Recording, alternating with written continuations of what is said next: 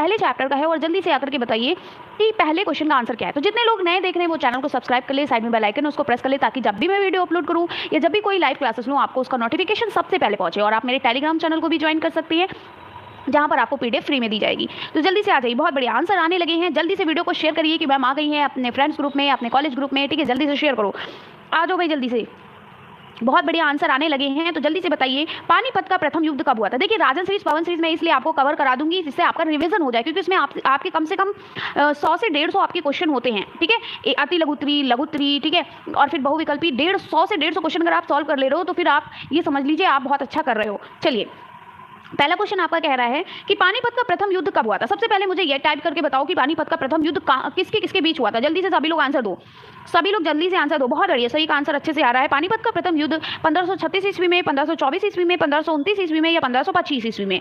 बहुत बढ़िया। तो पानीपत का प्रथम युद्ध जो है वो कब हुआ था। पानीपत का प्रथम युद्ध बहुत बढ़िया किसके किसके बीच हुआ था। पानीपत के मैदान में इब्राहिम लोदी और बाबर के बीच हुआ था, ठीक है। जिसमें किसकी विजय हुई थी, जल्दी से बताइए किसकी विजय हुई थी, किसकी विजय हुई थी, जल्दी से आंसर दीजिए। पानीपत के प्रथम युद्ध में विजय किसकी हुई थी। बहुत बढ़िया, किसकी विजय हुई थी, बाबर की, ठीक है। पानीपत का प्रथम युद्ध जो है 1526 ईस्वी में हुआ था और कहां पर हुआ था, पानीपत के मैदान में हुआ था। किसके बीच हुआ था, इब्राहिम लोदी और बाबर के बीच हुआ था, जिसमें बाबर की विजय हुई, ठीक है। तो कब हुआ था, 1526 ईस्वी में। Very good, answer number B बा आपका सही है, यानी उत्तर बा आपका सही है, ठीक है। चलिए और देखिए 2023 के क्वेश्चन शुरू हो गए हैं, 2023 के हैं ये क्वेश्चन, इससे आपके प्रीवियस ईयर क्वेश्चन का भी रिवीजन हो जाएगा। अगला क्वेश्चन बताइए जहांगीर के बचपन का क्या नाम था। जहांगीर के बचपन का क्या नाम था। वेरी गुड, जहांगीर के बचपन का क्या नाम था, जहांगीर के बचपन का नाम सलीम था। उत्तर नंबर आ आपका सही है। अगला क्वेश्चन बताइए शिवाजी की राजधानी कहाँ थी। तो आपको पता है शिवाजी जो है इनकी राजधानी जो थी वो कहाँ थी, रायगढ़ में थी। बहुत बढ़िया, बहुत बढ़िया, रायगढ़ में थी। चलिए जल्दी से आंसर दीजिए। वास्को डिगामा भारत कब आया था। वास्को डिगामा भारत कब आया था, 1298 ईस्वी में, 1398 ईस्वी में, 1498 ईस्वी में या 1598 ईस्वी में। जल्दी से बताइए। बहुत बढ़िया, वास्को डिगामा जो है वो आपका 20 मई को एक सेकंड, वास्को डिगामा जो आपका है वो 20 मई कब आया था, 1498 ईस्वी में, ठीक है। 20 मई 1498 ईस्वी में आया था भारत, ठीक है। तो उत्तर नंबर सा आपका सही है, बिल्कुल सही, बहुत बढ़िया आंसर दे रहे हैं सभी लोग। अगला क्वेश्चन बताइए प्रेरी घास का मैदान है।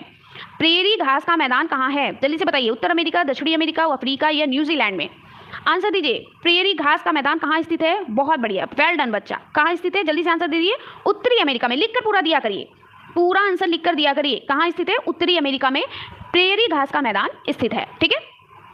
चलिए अगला क्वेश्चन बताइए नरौरा परमाणु ऊर्जा केंद्र किस राज्य में स्थित है। वेरी इंपॉर्टेंट क्वेश्चन है, प्रेरी घास का मैदान, वेरी इंपॉर्टेंट क्वेश्चन है। नरौरा परमाणु ऊर्जा केंद्र किस राज्य में स्थित है। बहुत बढ़िया, मैंने आपको सभी परमाणु ऊर्जा केंद्र के बारे में जब महामैराथन में कराया हुआ है कि कौन कौन सा परमाणु ऊर्जा केंद्र कहाँ कहाँ स्थित है, ठीक है।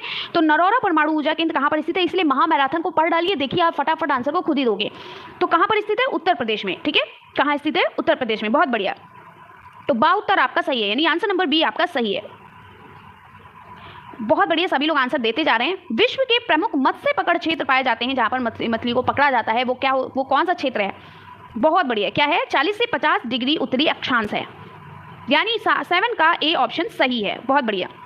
अगला क्वेश्चन देखिए, विश्व में सर्वाधिक मछली पकड़ने वाले देश, सबसे ज्यादा मछली पकड़ने वाला देश कौन सा है। जल्दी से आंसर दीजिए, बहुत अच्छा आंसर दे रहे हैं। संयुक्त राष्ट्र अमेरिका, नॉर्वे, जापान या ग्रेट ब्रिटेन। क्या है, जल्दी से आंसर दो। वेरी गुड, जापान है। क्या है, जापान है, जापान है। और कभी कभी आपको चीन भी दिखाता है, ठीक है, तो जापान है, ठीक है। चलिए अगर जापान नहीं ऑप्शन में दिया है और चीन दिया है इनके साथ में, तो आप चीन को भी लगा सकते हो, वैसे ही आपका जापान है, ठीक है। अगर जापान के स्थान पर चीन दिया है तो चीन लगा सकते हो। आगे बढ़ते हैं, अगला क्वेश्चन है निम्नलिखित में से कौन सा स्रोत अपारंपरिक ऊर्जा स्रोत है, ठीक है। अपारंपरिक ऊर्जा स्रोत है, जल्दी से बताइए। कोयला, पेट्रोलियम, जल विद्युत या पवन ऊर्जा। वेल डन, बहुत बढ़िया, क्या है, पवन ऊर्जा। पवन ऊर्जा जो हमारा ये अपारंपरिक ऊर्जा स्रोत है, ठीक है। नेक्स्ट क्वेश्चन है क्वेश्चन नंबर 10, निम्न में से कौन सा संपूर्ति संसाधन नहीं है, ठीक है। जल विद्युत, कोयला या पवन ऊर्जा। जल्दी से बताइए, ढंग से आंसर दीजिए। संपूर्ति संसाधन नहीं है, जल्दी से बताइए। जल विद्युत, कोयला, पवन ऊर्जा। बहुत बढ़िया, जिन्होंने 10 का सी लगाया है, पवन ऊर्जा हो गई हमारी, सौर ऊर्जा हो गई हमारी, ठीक है। सॉरी, सभी जो कभी भी खत्म हो सकती है ना, हाँ, जो कभी भी खत्म हो सकती है, संपूर्ति संसाधन नहीं है। बिल्कुल सही, क्या है, कोयला। 10 का आपका सी सही है, 10 का सी यानी 10 का सा सही है। चलिए आगे बढ़ते हैं, अगला क्वेश्चन, रिजर्व बैंक का राष्ट्रीयकरण कब हुआ?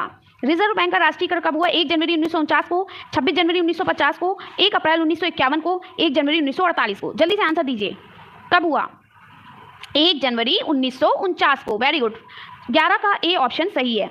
अगला क्वेश्चन बताइए, देखिए आप लोग डेली 7 बजे आपका रिवीजन होगा राजन सीरीज का, तो आप लोग वीडियो को देखना बिल्कुल भी मत भूलिएगा। डेली 7 बजे आपका राजन सीरीज का क्या बोलते हैं रिवीजन होगा, और 4 बजे आपकी मैथ की क्लास चलेगी। ठीक है, 4 बजे मैथ की क्लास चलेगी और डेली शाम को 7 बजे आपका राजन सीरीज का रिवीजन होगा। इस तरीके से आपको बहुत अच्छी तरीके से आप पूरा दिन भी कुछ नहीं पढ़ोगे, कोई फर्क नहीं पड़ता है, पूरा दिन मैथ लगाओ और शाम में मेरे साथ रिवीजन करो। ठीक है, चलो मैथ को देखो। और जब मैं जैसे इस समय में सोशल साइंस का रिवीजन कराने जा रही हूँ, तो सोशल साइंस के बहुविकल्पी प्रश्न हो रहे हैं, तो आप सोशल साइंस की बुक लेकर के पढ़ो, सोशल साइंस की बुक लेकर के पढ़ो, मतलब नोट्स पढ़िए आप, जो भी मैंने कराए हैं महामैराथन और इसके साथ साथ आप प्रीवियस ईयर आप उसको पढ़िए, ताकि आंसर सही तरीके से दे सके। और ये देखिए कि आपकी कितनी प्रैक्टिस है और कितनी नहीं। वैसे तो बहुत बढ़िया प्रैक्टिस है, बहुत बढ़िया। चलिए अगला क्वेश्चन है, भारत का केंद्रीय बैंक है, तो भारत का केंद्रीय बैंक कौन सा है? जल्दी से बताइए, भारत का केंद्रीय बैंक कौन सा है?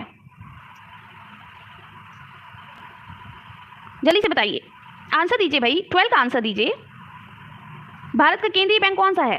12, क्वेश्चन नंबर 12 का आंसर दीजिए। 12 का आंसर दीजिए, क्वेश्चन नंबर 12 का आंसर दीजिए।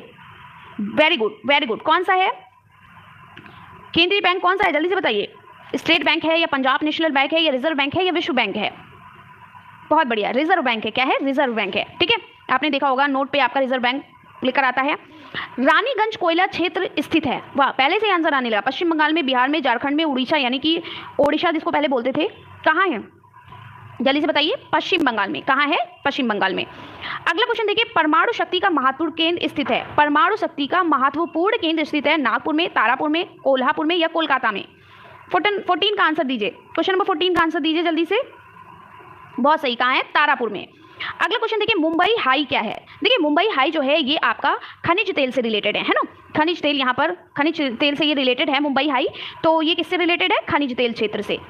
आगे बढ़ते हैं, अगला क्वेश्चन है, आणविक खनिजों में कौन सम्मिलित नहीं है? देखिए आणविक खनिज आपके कौन कौन से होते हैं? यूरेनियम भी होता है, थोरियम भी होता है, ठीक है, और आपका जिप्सम भी होता है। ठीक है, जिप्सम भी होता है, सॉरी जिरकन होता है, जिरकन होता है, जिप्सम नहीं। यूरेनियम होता है आपका, ठीक है, क्या क्या होता है? यूरेनियम होता है, थोरियम होता है, और बेरिलियम होता है, और आपका ग्रेफाइट भी होता है, और आपका जिरकन भी होता है। ठीक है, तो ये तीनों होते हैं, लेकिन पूछा गया कि कौन नहीं होता है, तो सॉरी ये तीनों होते हैं तो ये नहीं होता है, यानी कि उत्तर नंबर द आपका सही है, जिप्सम नहीं होता, जिरकन होता है, जिप्सम नहीं होता है। ठीक है, चलिए आगे बढ़िए, अगला क्वेश्चन देखिए, उत्तर प्रदेश में तेल शोधनशाला कहाँ पर स्थित है? उत्तर प्रदेश की बात कर रहा है, बहुत बढ़िया, कहाँ स्थित है? मथुरा में स्थित है। अगला क्वेश्चन देखिए, प्रधानमंत्री की नियुक्ति कौन करता है? जल्दी से बताइए, प्रधानमंत्री की नियुक्ति कौन करता है? भाई कौन प्रधानमंत्री की नियुक्ति करता है? उनको नियुक्ति पद कौन देता है? राष्ट्रपति देता है। कौन देता है? राष्ट्रपति। ठीक है, अभी आपका इलेक्शन हुआ था, आपने देखा था, राष्ट्रपति देते हैं ना नियुक्ति। अगला क्वेश्चन देखिए, यदि कोई मंत्री अपना पद ग्रहण करते समय संसद के किसी सदन का सदस्य नहीं है, तो उसे कितने माह में संसद की सदस्यता ग्रहण करनी पड़ती है? जल्दी से बताइए, 4 महीने में, 6 महीने में, 3 महीने में या 10 महीने में? बहुत बढ़िया, कितने महीने में? 6 महीने में। अगला क्वेश्चन है, भारत के प्रथम प्रधानमंत्री कौन है? तो भारत के प्रथम प्रधानमंत्री कौन थे? जल्दी से बताइए, भारत के प्रथम प्रधानमंत्री कौन थे? सरदार वल्लभ भाई पटेल, जवाहरलाल नेहरू, डॉक्टर राजेंद्र प्रसाद, या फिर इनमें से कोई नहीं? जल्दी से बताइए, भारत के प्रथम प्रधानमंत्री कौन थे? बहुत बढ़िया, कौन है? पंडित जवाहरलाल नेहरू जी थे। और अगर पूछा जाए कि भारत के वर्तमान प्रधानमंत्री कौन है, तो जल्दी से बताइए, क्या कहेंगे? श्री नरेंद्र दामोदर दास मोदी, श्री नरेंद्र दामोदर दास मोदी जी। चलिए अगला देखिए, भारत की प्रथम महिला प्रधानमंत्री कौन थी? सुचेता कृपलानी, विजय लक्ष्मी पंडित, प्रतिभा पाटिल या इंदिरा गांधी? बहुत बढ़िया, कौन है? इंदिरा गांधी। बहुत बढ़िया, इंदिरा गांधी, भारत की प्रथम महिला प्रधानमंत्री इंदिरा गांधी थी। अगला है क्वेश्चन नंबर 22, केंद्रीय मंत्रिपरिषद उत्तरदायी होती है?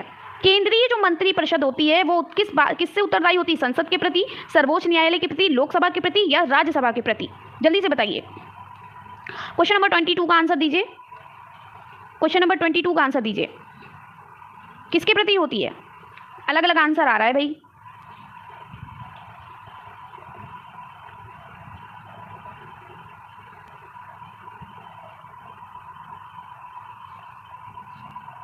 बताइए भाई, कोई लोकसभा कह रहा है, कोई मंत्रिपरिषद क्या बोलते हैं, सर्वोच्च न्यायालय के प्रति बोल रहा है, केंद्रीय मंत्रिपरिषद कह रहा है, तो किसके प्रति होती? जल्दी बताइए,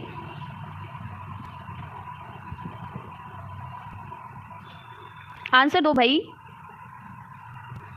लोकसभा के प्रति होती है। किसके प्रति होती है? लोकसभा के प्रति। उत्तर नंबर सा आपका सही है। ठीक है, चलिए आगे बढ़ते हैं। अगला क्वेश्चन देखिए, भारतीय संसद के दो सदनों के नाम तो आपको पता है। भारतीय संसद के दो सदन हमारे कौन से हैं? लोकसभा और राज्यसभा हैं। ठीक है, कौन कौन से हैं? लोकसभा और राज्यसभा हैं। नेक्स्ट क्वेश्चन देखिए क्या कह रहा है।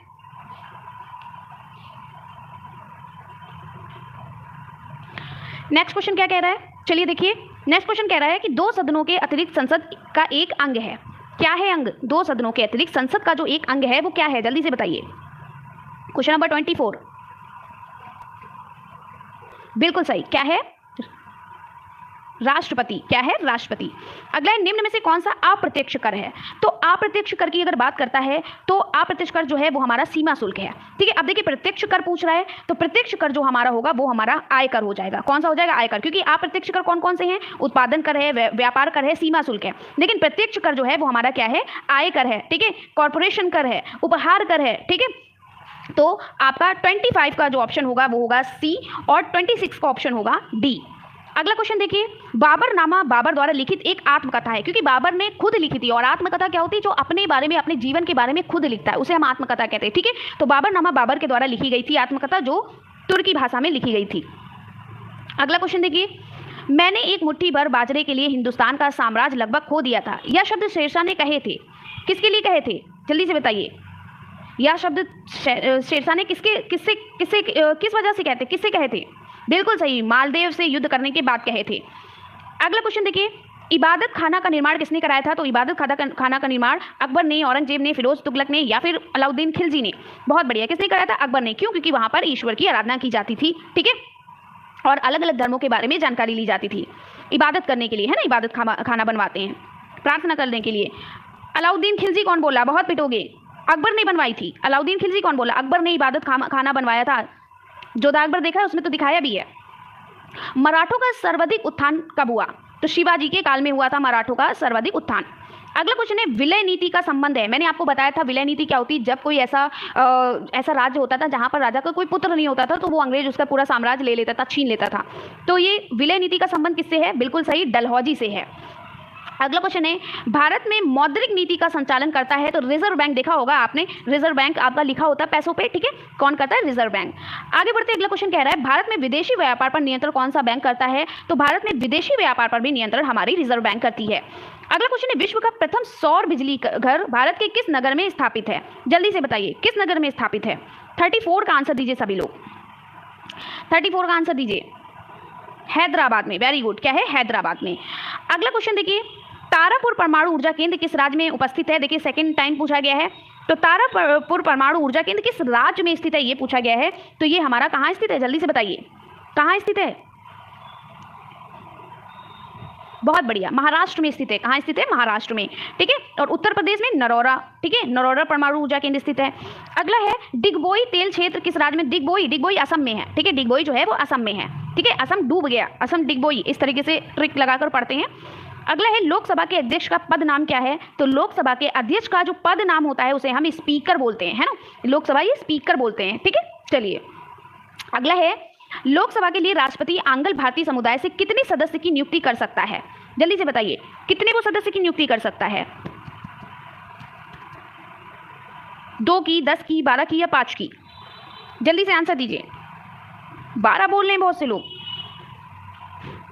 सही से आंसर दो भाई, देखकर आंसर दो। क्वेश्चन को ढंग से पढ़िए। कितने की नियुक्ति कर सकता है? 12 की या 2 की? जल्दी से बताओ। लोकसभा की बात की गई है, ठीक है, राज्यसभा की बात नहीं की गई है। लोकसभा के लिए राष्ट्रपति आंग्ल भारतीय समुदाय में कितने सदस्यों की नियुक्ति करता है? राज्यसभा की नहीं कही गई। ये नहीं कहा गया कि राज्यसभा के कितने सदस्यों को राष्ट्रपति द्वारा मनोनीत किया जाता है। अगर राज्यसभा की बात होती है तो यहाँ पर 12 सदस्य होते, लेकिन यहाँ पर लोकसभा की बात की जा रही है, ध्यान दीजिए। लोकसभा की बात की जा रही है तो 2 होंगे। ठीक है, चलिए आगे बढ़ते अगला क्वेश्चन देखिए, भारत में कार्यपालिका की वास्तविक शक्ति निहित है।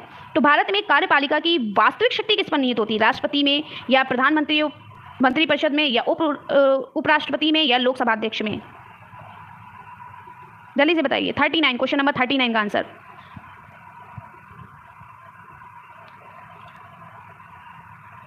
बहुत बढ़िया, क्या? प्रधानमंत्री और मंत्रिपरिषद में। अगला क्वेश्चन देखिए, भारत का प्रथम उप प्रधानमंत्री कौन था? प्रथम उप प्रधानमंत्री, अगर प्रधानमंत्री की बात करता है तो आपने पढ़ा था अभी पंडित जवाहरलाल नेहरू, और उप प्रधानमंत्री की बात करता है तो सरदार वल्लभ भाई पटेल। ठीक है, अगला क्वेश्चन, भारतीय संसद का प्रमुख कार्य क्या है? तो भारतीय संसद का प्रमुख कार्य जो होता है वो होता है हमारा बजट पारित करना।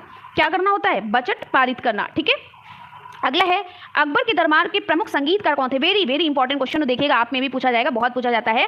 तो तानसेन जो थे वो नौरत्न में से, अकबर के नौरत्नों में से तानसेन आते हैं, जिनका कार्य क्या था? संगीतकार का था। और मैंने महामैराथन क्लास में सबका कार्यकाल बताया है कि तानसेन का क्या था, राजा टोडरमल का क्या था, बीरबल का क्या काम था, अब्दुल फजल का क्या काम था, सब बताया मैंने। ठीक है, अगला क्वेश्चन देखिए, पानीपत का युद्ध किस किस के बीच लड़ा गया था? तो पानीपत का युद्ध बाबर और इब्राहिम लोदी के बीच लड़ा गया था, जिसमें बाबर की जीत हुई थी। ठीक है, चलिए अगला क्वेश्चन देखिए, सिराजुद्दौला तथा क्लाइव के बीच लड़ा गया युद्ध। देखो, सिराजुद्दौला और क्लाइव के बीच कौन सा युद्ध लड़ा गया था? जल्दी से बताइए, कौन सा युद्ध लड़ा गया था? जल्दी से बताइए। सिराजुद्दौला और क्लाइव के बीच कौन सा युद्ध लड़ा गया था?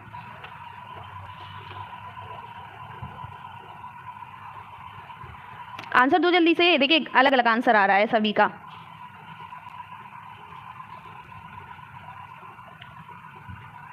आंसर दीजिए, कौन सा युद्ध लड़ा गया था? प्लासी का युद्ध लड़ा गया था। कौन सा युद्ध लड़ा गया था? प्लासी का युद्ध लड़ा गया था।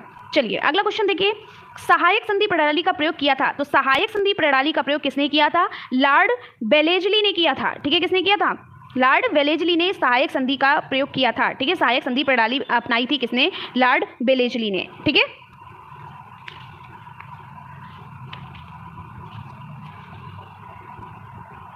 भाई देखिए अब यहाँ पर कंफ्यूज हो रहे हैं सब लोग। देखिए प्लासी का युद्ध क्या है? प्लासी का युद्ध जो है ये जो हमारे ब्रिटिश ईस्ट इंडिया कंपनी, ठीक है, यानी जो क्लाइव और हमारे जो है बंगाल के नवाब सिराजुद्दौला के बीच लड़ा गया था। ठीक है, कंफ्यूज मत हो। सहायक संधि प्रणाली का प्रयोग किया गया था, जल्दी से बताइए। सहायक संधि प्रणाली का प्रयोग किया गया था, कब किया गया था? किसके शासनकाल में? किसने किया था? 45 का आंसर दीजिए। बिल्कुल सही, लॉर्ड वेलेजली ने। अगला क्वेश्चन है, प्रसिद्ध गिर वन कहाँ स्थित है? तो गिर वन की बात करते हैं, नर या नारायण की बात करते हैं, नर या नारायण की बात करते हैं, तो गिर कहाँ गिर गया? गुजरात में। ठीक है, गुजरात में। अगला है, रबड़ किस प्रकार के वनों का वृक्ष है? तो सदाबहार वन के वनों का वृक्ष है। ठीक है, अगला देखिए, हाँ बहुत बढ़िया बहुत बढ़िया, सभी ने लिखकर भी पूरा दिया है कि बंगाल के नवाब सिराजुद्दौला और ब्रिटिश ईस्ट इंडिया कंपनी के बीच ये युद्ध हुआ था। अगले, चिपको आंदोलन संबंधित है, तो क्या है? वनों के वृक्षों की रक्षा के लिए तो संबंधित था, वनों की रक्षा के लिए तो संबंधित था, तो वनों की रक्षा से संबंधित है। ठीक है, और ये सुंदरलाल बहुगुणा के नेतृत्व में इसका क्या किया गया था? इसका नेतृत्व किया गया था। ठीक है, चिपको आंदोलन का सुंदरलाल बहुगुणा के नेतृत्व में। नेक्स्ट है, केंद्र सूची का विषय नहीं है। तो देखिए केंद्र सूची का विषय जो है वो शिक्षा नहीं, क्योंकि शिक्षा जो है वो केंद्र सरकार और राज्य सरकार दोनों इसमें साथ देती है, तो ये समवर्ती सूची में आता है। ठीक है, चलिए अगला क्वेश्चन देखिए, राज्यसभा की सदस्यता के लिए उम्मीद की आयु होनी चाहिए। राज्यसभा की बात करते हैं तो 30 वर्ष होना चाहिए, और हम लोकसभा की बात करते हैं तो कितने वर्ष होना चाहिए? लोकसभा की बात करेंगे तो 25 वर्ष होना चाहिए। तो राज्यसभा की बात करते हैं तो कम से कम 30 वर्ष, अगर लोकसभा यहीं पर पूछा जाता है कि लोकसभा, तो कम से कम 25 वर्ष। तो उत्तर नंबर बाप का सही है, 30 वर्ष। अगला क्वेश्चन है, भारत के राष्ट्रपति कौन सा अधिकार नहीं है? तो भारत के राष्ट्रपति को संकटकालीन स्थिति की घोषणा करना, विदेशों में राजदूतों की नियुक्ति व पदच्युति करना, संसद को भंग करना तथा नए चुनाव के लिए आदेश देना, लोकसभा के सदस्यों की नियुक्ति व पद। जल्दी से बताइए, आंसर दीजिए। बिल्कुल सही, बिल्कुल सही। 51 का आंसर दीजिए। बिल्कुल सही, डी है, क्योंकि जो हमारे देश की जो जनता है वो चुनती है ना, उसका अधिकार होता है लोकसभा के सदस्यों की नियुक्ति। बहुत बढ़िया। चलिए अगला है, भारत का प्रथम नागरिक कौन होता है? तो भारत का पहला या प्रथम नागरिक जो होते हैं वो हमारे कौन होते हैं? भारत का प्रथम नागरिक, जल्दी से बताइए। राष्ट्रपति होता है। Very good. ये देखिए सेकंड टाइम क्वेश्चन पूछा गया है। अगला क्वेश्चन देखिए, सर्दियों में अंटार्कटिका में अंधेरा रहता है। तो सर्दियों में अंटार्कटिका में अंदर 24 घंटे रहता है। ठीक है, अगला है, अबीर गुलाल में उड़ता हुआ हल्का रंगीन पदार्थ जो होता है वो क्या होता है? आंसर दीजिए, क्या होता है? 54 का आंसर दीजिए। वेरी गुड, क्या होता है? अभ्रक होता है। ठीक है, अगला क्वेश्चन, कर्नाटक के कैंगा में स्थित है। कर्नाटक के कैंगा में क्या स्थित है? जल्दी से बताओ, कर्नाटक के कैंगा में क्या स्थित है? तो कर्नाटक के कैंगा में परमाणु ऊर्जा उत्पादन केंद्र स्थित है। ठीक है, चलिए अगला क्वेश्चन, भारत में डाक प्रणाली प्रारंभ हुई थी। तो जो भारत में जो डाक प्रणाली है वो 1766 में शुरू हुई थी। 1766 में शुरू हुई थी, याद रखिएगा। ठीक है, अगला क्वेश्चन देखिए, इंटरनेट पर प्रयोग किए जाने वाले www का विस्तारित रूप क्या है? तो इंटरनेट पर प्रयोग किए जाने वाले www वर्ल्ड वाइड वेब, आप बोलते हो ना कंप्यूटर में आपने पढ़ा है ना वर्ल्ड वाइड वेब, ठीक है, www डॉट करके आप लिखते हो ना, तो ये होता है वर्ल्ड वाइड वेब, ठीक है। चलिए, कन्नौज के युद्ध में हुमायूं पराजित हुआ क्योंकि शेरशाह की सेना अधिक शक्तिशाली थी। हुमायूं की सेना बगावत कर दी। हुमायूं के युद्ध करने की पद्धति अच्छी नहीं थी। बरसात हो जाने के कारण युद्ध में तोप खाना व्यर्थ सिद्ध हुए। जल्दी बताइए। तो बारिश बहुत तेज होने लगी थी, तो बरसात होने की वजह से जो तोप खाने थे वो व्यर्थ हो गए थे, ठीक है, व्यर्थ सिद्ध हो गए थे। समझ में आ गया? चलिए, अगला क्वेश्चन देखिए, रैंच किसे कहते हैं? तो रैंच क्या होता है? देखिए, रैंच जो होता है ये एक बड़ा सा खेत होता है, ठीक है, बड़ा सा खेत होता है, बड़ा से खेत के आकार का होता है रैंच, ठीक है। ये एक बड़े से खेत के आकार का होता है, जिसका यूज किस लिए किया जाता था? जानवरों को, जैसे कि घोड़ों को, भेड़ों को पालने के लिए किया जाता था, ठीक है। तो रैंच जो होता है ये क्या होता है? पशुओं के बाड़े के लिए होता है। पशुओं के बाड़े को हम रैंच कहते हैं, यानी कि जो एक बड़ा सा खेत के आकार का होता है जहां पर पशु पाले जाते हैं ना, पशुओं का बाड़ा जिसको हम बोलते हैं, ठीक है। चलिए, अगला क्वेश्चन देखिए, वित्त विधेयक प्रस्तुत किया जाता है तो केवल लोकसभा में, केवल राज्यसभा में, दोनों सदनों में, या इनमें से कोई नहीं? तो वित्त विधेयक जो होता है वो किस में पारित किया जाता है? केवल लोकसभा में, ठीक है। वित्त विधेयक कहां दिया जाता है? केवल लोकसभा में, ठीक है। अगला क्वेश्चन देखिए, शेख सलीम चिश्ती का मकबरा कहां स्थित है? ठीक है, अगर आपसे पूछा जाए ख्वाजा मोइनुद्दीन चिश्ती, तो वो आपका अजमेर में है। ख्वाजा मोइनुद्दीन चिश्ती, कंफ्यूज मत होइएगा, ख्वाजा मोइनुद्दीन चिश्ती तो वो अजमेर में है। और शेख सलीम चिश्ती का मकबरा अगर पूछा जाए तो फतेहपुर सीकरी में। कहाँ है? फतेहपुर सीकरी में है, ठीक है। चलिए, अगला क्वेश्चन देखिए, विश्व मौसम संगठन का मुख्यालय कहाँ स्थित है? तो जिनेवा में स्थित है। कहाँ स्थित है? जिनेवा में स्थित है, ठीक है। विश्व मौसम संगठन जो है वो हमारे जिनेवा में, स्विट्जरलैंड के जिनेवा में स्थित है, ठीक है, स्विट्जरलैंड के जिनेवा में स्थित है। अगला है, धुरी राष्ट्रों का नेतृत्व किसने किया? तो धुरी राष्ट्रों का नेतृत्व जो है वो किसने किया था? जल्दी से बताइए।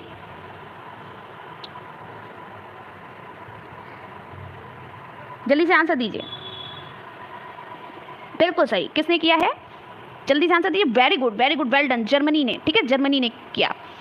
अगला है, भारत में हरित क्रांति की शुरुआत कब हुई थी? तो आपको पता है 1966 से 67 ईस्वी में हुई थी, ठीक है। कभी कभी 68 भी लिख कर आ जाता है, तो कंफ्यूज नहीं होना है। तो 1966-67 में, ठीक है। अगला है, बताइए, भारत की हरित क्रांति के जनक कौन है?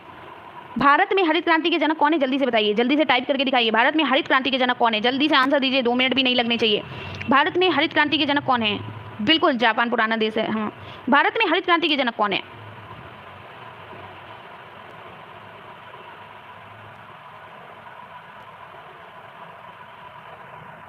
बहुत बढ़िया, MS स्वामीनाथन जी हैं। देखिए, विश्व का सबसे प्राचीन देश कौन सा है? तो वो होगा जापान, ठीक है। कौन सा होगा? जापान, ठीक है। विश्व का सबसे प्राचीन देश जापान होगा। वैसे अगर आप सर्च करोगे तो आपको ईरान दिखाई देता है। मैंने बहुत बार सर्च करके देखा क्योंकि मैं इस क्वेश्चन में कंफ्यूज थी, तो ईरान बहुत जगह से दिख रहा था, वैसे जापान है, ठीक है। चलिए, एक बार आप लोग भी चेक कर लीजिएगा, मैं इस पर स्टार लगा दे रही हूँ, एक बार आप लोग भी चेक कर लीजिए। आप लोग श्योर हो कि जापान है? श्योर हो जापान है? देखिए, मैं श्योर नहीं हूँ, ठीक है। चलिए, बहुत बढ़िया। कपास का रेशा पौधे के किस भाग में पाया जाता है? तो कपास का रेशा कपास के फल से निकलता है, ठीक है। कपास का रेशा जो होता है वो कपास के फल से निकलता है, ठीक है। चलिए, अगला है, ग्रांट ट्रक रोड का निर्माण किसने कराया था? तो शेरशाह सूरी ने कराया था। किसने कराया था? शेरशाह सूरी ने, ठीक है। देखिए, मैंने कहा ना मैं श्योर नहीं हूं, इसको एक बार आप लोग चेक कर लीजिएगा। मैंने बहुत चेक करने की कोशिश की, तो हर जगह ईरान लिख कर आ रहा है, हर जगह ईरान बता रहा है, तो मैं खुद कंफ्यूज हूँ, ठीक है। एक बार आप लोग प्लीज चेक कर लीजिएगा। मैं इस पे पहले ही स्टार लगा रही हूँ, कोई ऑब्जेक्शन नहीं होना चाहिए इस पे, मैं स्टार लगा रही हूँ, ठीक है। चलिए, अंग्रेजों तथा फ्रांसीसियों के मध्य कर्नाटक में कितने युद्ध हुए थे? जल्दी से आंसर दीजिए। 68 का आंसर दीजिए। 68 का आंसर दीजिए, बिल्कुल, बहुत सही। 3 युद्ध हुए थे। कितने युद्ध हुए थे? 3 युद्ध हुए थे। अगला है, भारत में अंग्रेजी साम्राज्य के संस्थापक थे। तो भारत में जो अंग्रेजी राज्य के साम्राज्य के संस्थापक जो थे वो कौन थे? क्लाइव थे, ठीक है। कौन थे? क्लाइव थे, ठीक है, क्लाइव थे। तो आज मैं क्लास को यहीं तक रखती हूँ।